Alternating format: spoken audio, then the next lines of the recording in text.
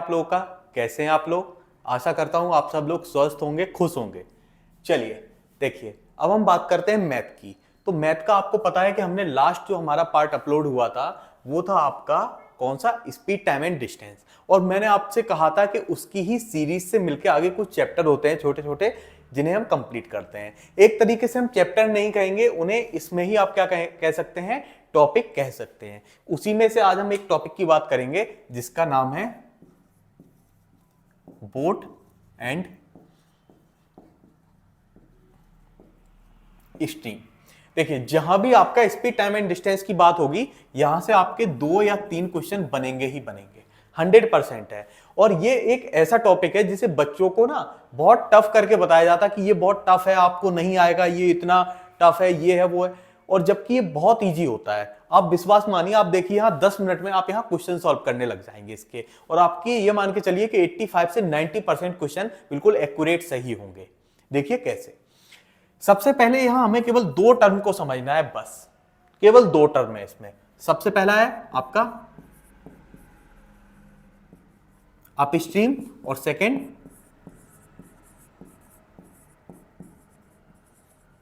Down stream. तो ये up stream और डाउन स्ट्रीम है क्या? स्ट्रीम का तो आपको पता होता है ना कि धारा जो फ्लो होता है किसी रिवर का। आपने देखा होगा कि अगर रिवर का फ्लो ये इस तरीके से आ रहा है नीचे की तरफ ऊपर से, तो ये क्या हुआ? आपका स्ट्रीम हुआ। हुआ कि नहीं हुआ? चलो अब हम इन वर्ड्स का मतलब समझते हैं। मान लीजिए ये एक क्या है? रिवर है, और इसका फ्लो इधर से आपके इस तरफ है, ये है, और यहां इस पे ही आपकी क्या है? एक बोट है बोट ये कि नहीं है? चलो अब आप मुझे एक चीज बताइए। पहले आपने देखा होगा कि जब आप साइकिल चलाते हो, साइकिलिंग करते हो, तो अगर हवा अपोजिट डायरेक्शन से आ रही है और आप उल्टी डायरेक्शन में जा रहे हो, तो आपको क्या होता है? बहुत मुश्किल होता है साइकिल चलाना। होता है कि नहीं होता है? वो किस वजह से होता है? क्योंकि हवा आपको क्या करती है? रोकती है, आपकी स्पीड कम करती है। वहीं अगर हम बात करें कि आपकी हवा इस डायरेक्शन में आ रही है और आप भी इधर को जा रहे हो, तो आपको इजी होता है साइकिल चलाना। क्यों? क्योंकि वो आपको उस डायरेक्शन में पुश करती है। होता है कि नहीं होता? और आपकी स्पीड बढ़ जाती है। तो आपने एक चीज देखी कि जब हवा अपोजिट से आती है तो हमारी स्पीड कम हो जाती है। जैसे अगर ये हवा है और ये आपकी बोट है, ये जब ऐसे आएंगे तो आपकी स्पीड कम हो जाएगी। पर जब आपकी ये ऐसे आ रही है हवा और ये भी इधर को ही जा रहा है, तो आपकी स्पीड क्या होगी?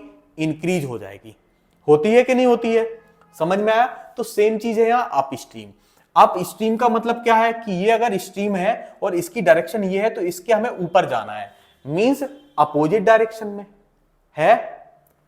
इजी है कि इसके ऊपर जाना है, मींस इसके ऊपर चढ़ के हमें जाना है, मतलब इसको हमें क्रॉस करके जाना है इस स्ट्रीम को। तो मतलब यहां क्या होगा कि हमें यहां स्पीड हमारी कम होगी। होगी कि नहीं होगी? क्लियर सी बात है। और सीधी सी बात है, यहां डाउन स्ट्रीम क्या होगा कि आपकी अगर ये क्या है? एक स्ट्रीम है, इसकी डायरेक्शन ये है, तो आपकी वोट ये है, तो इसे कहां जाना है? इधर जाना है, और इसे यहां जाना था। तो यहां क्या होगा? आपकी स्पीड प्लस होगी। कैसे प्लस होगी वो भी देखते हैं। मान लीजिए आपकी अप स्ट्रीम है, समझ में आया? आपकी बोट की स्ट्रीम क्या है? बोट की स्पीड आपकी है 10 किलोमीटर पर आवर, और आपकी स्ट्रीम की स्पीड कितनी है? 3 किलोमीटर पर आवर।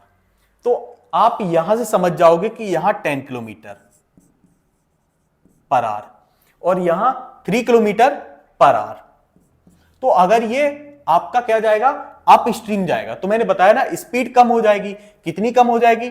तो आपको पता है कि अगर यहां से आपको एक फोर्स 10 किलोमीटर पर आवर की तरफ से लग रहा है और इधर कोई आपको 3 किलोमीटर पर आवर की तरफ से पीछे खींच रहा है या वापस ढकेल रहा है, तो आपकी स्पीड 7 किलोमीटर पर आवर होगी कि नहीं होगी? कैसे? कि इस स्पीड में से आप इसे माइनस कर दोगे, अपोजिट में करोगे कि नहीं करोगे? तो यहां आप क्या करोगे?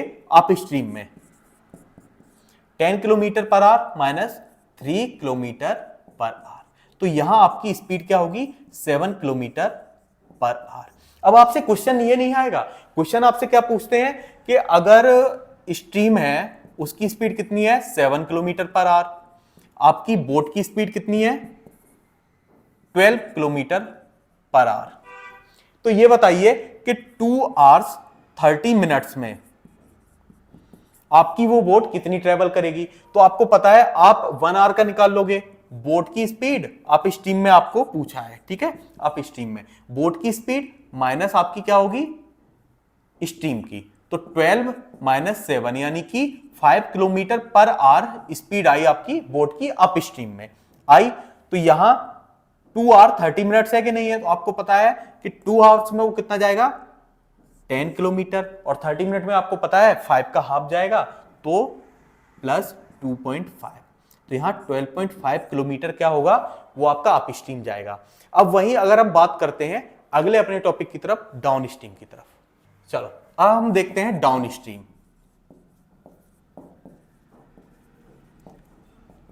तो अब जैसे अप स्ट्रीम में हमने क्या किया था कि आपका माइनस किया था, तो डाउन स्ट्रीम मींस अगर मैं ये यहां को जा रहा है इस स्पीड की तरफ जा रहा है और मैं इसे थोड़ा और पुश कर दूं तो इसकी स्पीड बढ़ जाएगी कि नहीं बढ़ जाएगी, तो बस यही तो डाउन स्ट्रीम है। कैसे कि अगर मान के चलिए आपकी बोट की स्पीड कितनी है 12 किलोमीटर पर आवर और आपकी स्ट्रीम की स्पीड कितनी है, जैसे कि हमने माना था 7 किलोमीटर पर आवर, तो आपसे पूछा है कि डाउन स्ट्रीम में ये कितना ट्रेवल करेगी।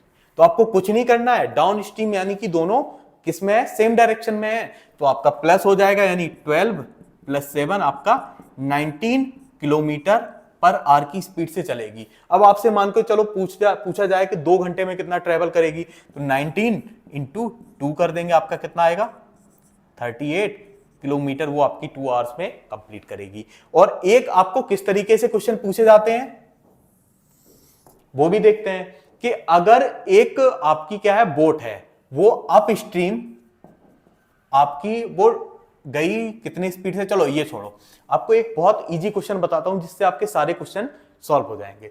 सबसे पहले उसने क्या कहा कि एक बोट है और उसने जर्नी की पूरी टाइम उसे कितना लगा 4 आवर 30 मिनट्स यानी 4 घंटे 30 मिनट, समझ में आया।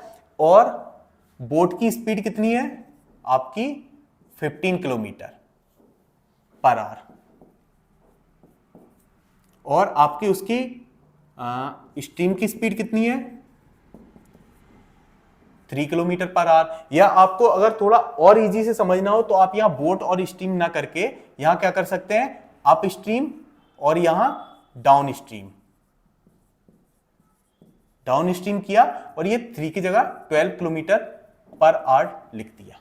तो आप ये बताइए कि उसने टोटल कितनी जर्नी की, समझ में आया।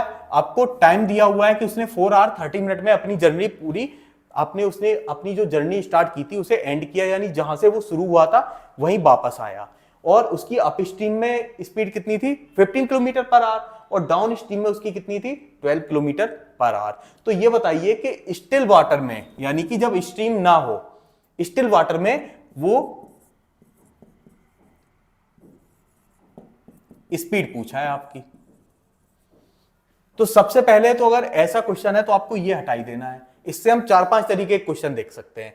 क्यों हटा देना है, आपको पता है कि अप स्ट्रीम कितना है आपका 15 और डाउन स्ट्रीम कितना है आपका 12। तो यहां आपका क्या दिख रहा है आपको कि ये दो आइडेंटिटी है और इनके बीच का डिफरेंस कितना है 3, तो x इक्वल टू 3/2। तो यानी कि आपका क्या आ जाएगा कि आपकी स्टीम की स्पीड आ जाएगी 1.5 किलोमीटर पर आवर। समझ में आया। चलो आगे और हम क्वेश्चन देखते हैं जिससे आपको और अच्छे से समझ में आए। अब हम देखते हैं लास्ट क्वेश्चन जिससे कि आपको ये कॉन्सेप्ट और अच्छे से इजी हो जाएगा। अप स्ट्रीम में एक बोट की स्पीड आपकी कितनी है, या और इजी करें 30 किलोमीटर वो आपका कितने टाइम में कवर करता है 6 आवर्स में। यहां मैं शॉर्ट में क्वेश्चन लिख रहा हूं, आप लोग समझते जाना। एक अप स्ट्रीम में बोट है जो 30 किलोमीटर 6 आवर में कंप्लीट करती है और आपका क्या है कि जो स्ट्रीम है उसकी स्पीड कितनी है 6 किलोमीटर पर आवर है। समझ में आया। तो अब पूछा है कि डाउन स्ट्रीम में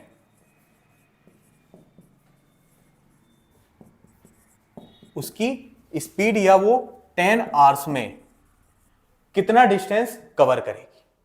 कोई डाउट। तो अब देखो सबसे पहले हमें क्या निकालना है कि स्पीड निकालनी है। तो 30 किलोमीटर उसने 6 आवर्स में अप स्ट्रीम में कंप्लीट किया, यानी कि 5 किसमें 5 किलोमीटर पर आवर की स्पीड से। किया कि नहीं किया? अब आपको एक चीज और पता होगी कि यहां क्या हो जाता है, आपका अप स्ट्रीम में माइनस हो जाती है स्पीड। अगर ये स्ट्रीम होगी, स्ट्रीम की स्पीड है, तो ये माइनस ही तो हुई होगी, तभी तो इसने 30 किलोमीटर 6 आवर्स में कंप्लीट किया। तो यानी कि अगर इसकी हमें ओरिजिनल स्पीड निकालनी है तो यहां हम +6 कर देंगे, जो आपकी स्ट्रीम की स्पीड है जब डाउन स्ट्रीम में जा रही है। तो डाउन स्ट्रीम में हमें इसकी स्पीड पता चल गई कितनी, 11 किलोमीटर पर आवर, और आपका कितने टाइम में जाना है, 10 आवर्स में। तो यहां आपका आ गया 110 किलोमीटर। तो ये आपका आंसर रहा। चलिए इसी के साथ अपने इस टॉपिक को खत्म करते हैं। अगर आपको कोई डाउट हो तो आप कमेंट करके हमसे पूछ सकते हैं। ऐसे ही नई चीजें सीखने के लिए हमारे YouTube चैनल से जुड़े रहिए। Thank you.